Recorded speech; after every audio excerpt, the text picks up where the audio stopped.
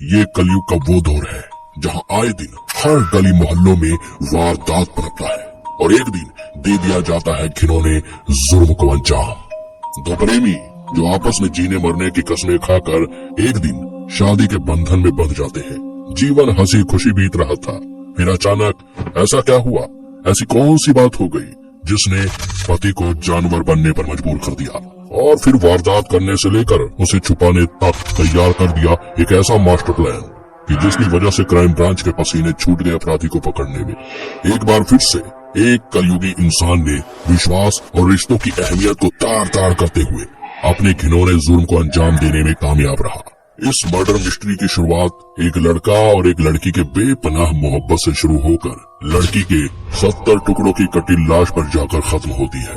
तो चलिए इस केस की तह तक चलते हैं और समझते हैं कि एक साधारण इंसान ने क्यों और कैसे इतने बड़े वारदात को अंजाम दे डाला। ये घटना है उत्तराखंड की। कहानी की शुरुआत होती है मोहब्बत से।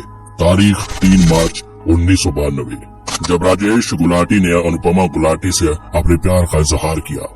एक लंबे समय तक प्यार के इस बंधन को दोनों ने शादी के बंधन में बंधने का फैसला किया, जिसके चलते 10 फरवरी 1999 को दोनों का विवाह हो जाता है। राजेश गुलाटी अमेरिका में एक सॉफ्टवेयर कंपनी में सॉफ्टवेयर इंजीनियर पद पर था, जिसके चलते शादी के कुछ समय बाद यानी 2000 में दोनों पति पत्नी यूएस शिफ्ट हो गए। जिंदगी मजे से कट रही थी। एक दिन दो नन्हे से मेहमानों ने खुशियों के रूप में घर में दस्तक दी। जी हाँ, अनुपमा ने वर्ष 2006 में 2 जुड़वा बच्चों को जन्म दिया, जिसमें एक लड़की और एक लड़का होता है और इस तरह 2006 में उनका परिवार पूरा हो जाता है। अमेरिका में रहते समय काफी समय बीत चुका था। भारत की बहुत याद आने लगी थी। अब राजेश भारत आना चाहता था क्योंकि वह अमेरिका के लाइफ स्टाइल से परेशान हो चुका था, जिसके चलते कुछ समय बाद उसने अपने जॉब से रिजाइन कर दिया और अपने परिवार के साथ हमेशा के लिए भारत आ गया। यह राजेश दिल्ली की एक सॉफ्टवेयर कंपनी में जॉब करके अपने परिवार के साथ देहरादून में शिफ्ट हो गया। वह देहरादून छावनी के प्रकाश नगर में 2 कमरों के मकान में अपने परिवार के साथ रहने लगा था। पहाड़ की शांत वादियों में आकर राजेश को बहुत सुकून का अनुभव हुआ, लेकिन ये सुकून बहुत कम समय के लिए ही था। अब आए दिन छोटी छोटी बातों को लेकर और एक दूसरे पर विश्वास की कमी के चलते दोनों में झगड़े होने लगे थे।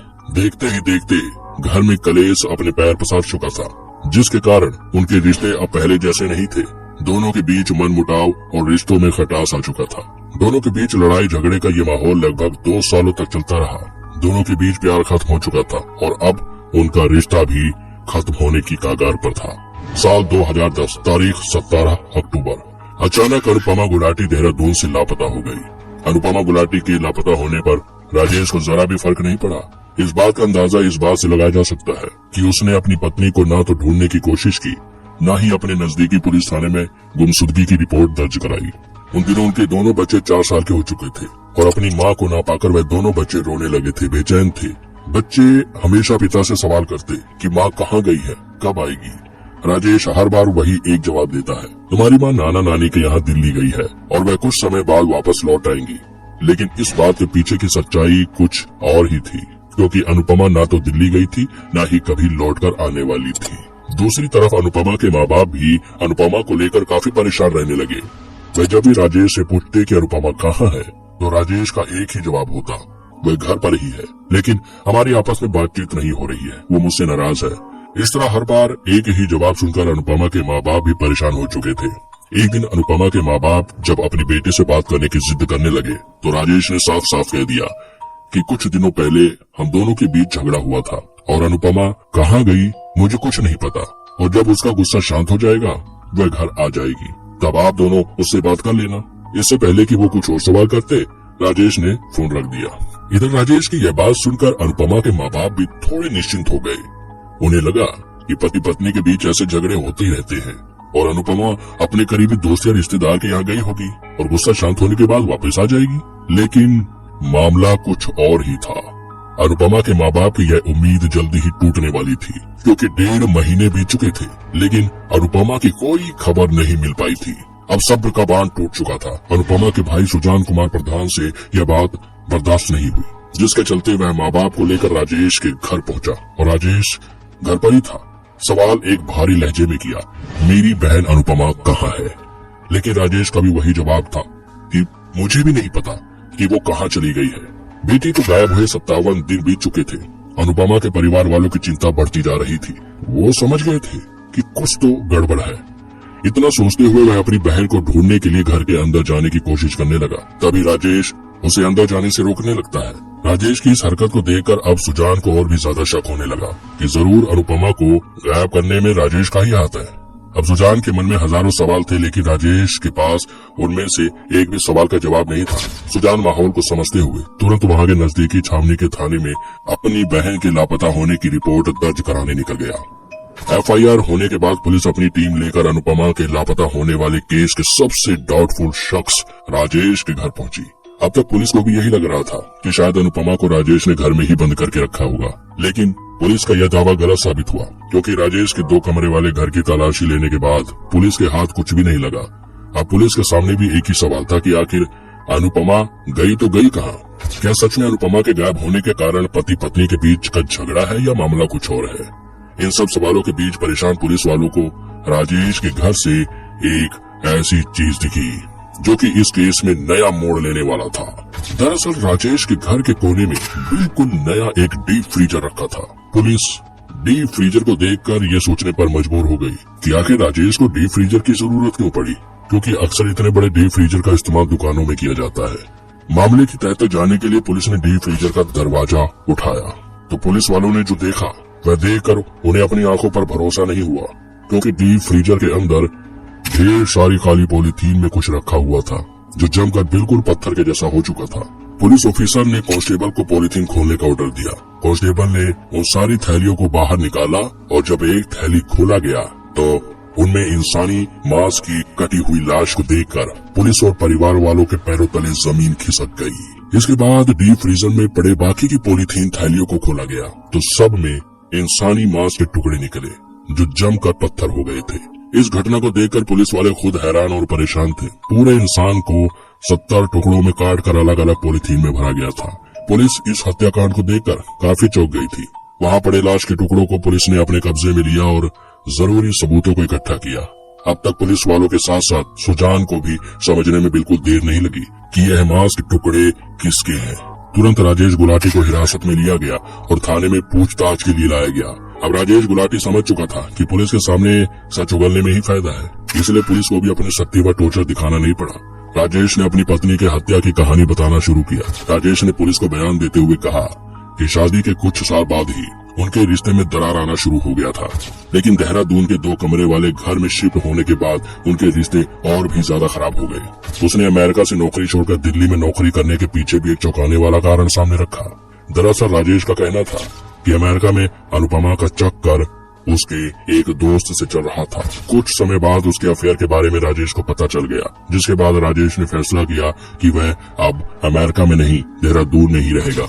राजेश ने अपने बयान में यह भी बताया कि अनुपमा को ऐसा लगता था कि मेरा अफेयर भी कोलकाता के किसी महिला के साथ है, और राजेश ने अपने बयान में यह कबूल भी किया कि हाँ, उसका अफेयर कोलकाता की एक महिला के साथ था और अमेरिका से देहरादून आने के बाद उसने उस महिला से शादी भी कर ली थी, जिसके चलते इस बात से गुस्सा होकर अनुपमा ने देहरादून के महिला हिंसा रोधी शाखा में मेरे खिलाफ कंप्लेंट भी दर्ज कराई थी, जिसके बाद मुझे अनुपमा को हर महीने 20,000 रूपए गुजारा भत्ता देना पड़ता था।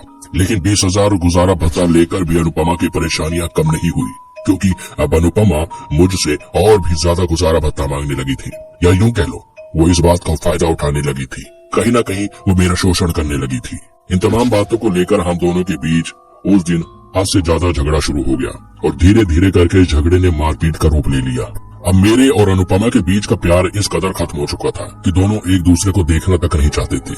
आपको बता दें कि इस मारपीट के दौरान राजेश ने अनुपमा को पीछे की तरफ धक्का दे दिया और अनुपमा अपना संतुलन खो बैठी, जिसके चलते उसका सिर बेड के कोने से जा टकराया। चोट काफी गहरी थी, जिसके कारण वह बेहोश हो गई। यह सब देखकर राजेश बहुत डर गया। उसे कुछ समझ नहीं आ रहा था कि अब वह क्या करे। उसने दूर से देखा तो ऐसा लग रहा था कि अनुपमा मर चुकी है। वह तुरंत दौड़कर अनुपमा के पास गया तो उसने पाया कि अनुपमा की सांसें तो अभी तक चल रही है। हालांकि अभी तक उसका मकसद उसे जान से मारना बिल्कुल नहीं था। अनुपमा के साथ जो हुआ वो महज एक एक्सीडेंट था। अब राजेश के दिमाग में 2 बातें चल रही थी। पहली ये कि वो इसे हॉस्पिटल ले जाकर इसका ट्रीटमेंट करवा दे ताकि ये बच जाए, लेकिन ऐसे में अनुपमा मेरे खिलाफ एक्शन जरूर लेगी। वो महिला हिंसा रोधी शाखा में जाकर कंप्लेंट करेगी, जिसके बाद मेरा जेल जाना और जुर्माना देना तय है और मेरा करियर भी बर्बाद हो जाएगा। तभी उसके मन में दूसरी बात ने भी दस्तक दी, जो सीधा उसे जुर्म की ओर ले गया। और यहीं से राजेश के दिमाग में बनना शुरू हुआ एक ऐसा शातिर मर्डर प्लान, जिसने उसे साधारण इंसान से जानवर बनने पर मजबूर कर दिया। राजेश ने दूसरे प्लान का चुनाव किया। उसने सोचा कि अगर इसे मारकर ठिकाने लगा दिया जाए तो मैं अपने बच्चों के साथ आगे की पूरी जिंदगी आराम से जीऊंगा। बस यहीं से राजेश एक पति से बेरहम कातिल में बदल चुका था। राजेश ने उसकी बची बुची सांसें बंद करने के लिए उसके मुंह में कपड़े ठूंस दिए, जिसके चलते कुछ ही देर में अनुपमा ने दम तोड़ दिया। इस तरह अनुपमा नाम की परेशानी राजेश की जिंदगी से हमेशा के लिए जा चुकी थी। राजेश एक कोने में जाकर बैठ गया और लगातार अनुपमा की लाश को निहारे जा रहा था और सोचे जा रहा था कि अब इस लाश का क्या करे, इसे कैसे और कहां ठिकाने लगाए। अब अपने एक जुर्म को छुपाने के लिए राजेश को और भी जुर्म करने थे।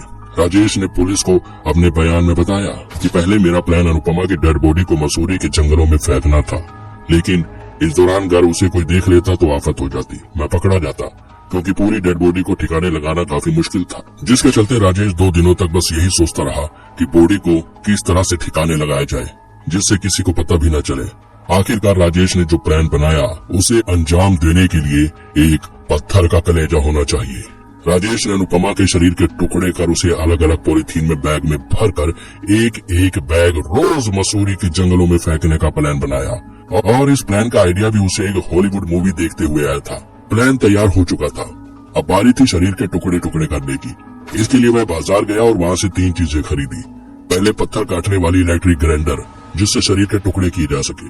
दूसरा लिया डीप फ्रीजर और तीसरा कुछ पॉलीथीन के बैग, ताकि लाश के टुकड़े पॉलीथीन बैग में भरकर उसे ठंडा रखने के लिए उसे डीप फ्रीजर में रख दिया जाए और टुकड़े सड़ने पर बदबू न आए।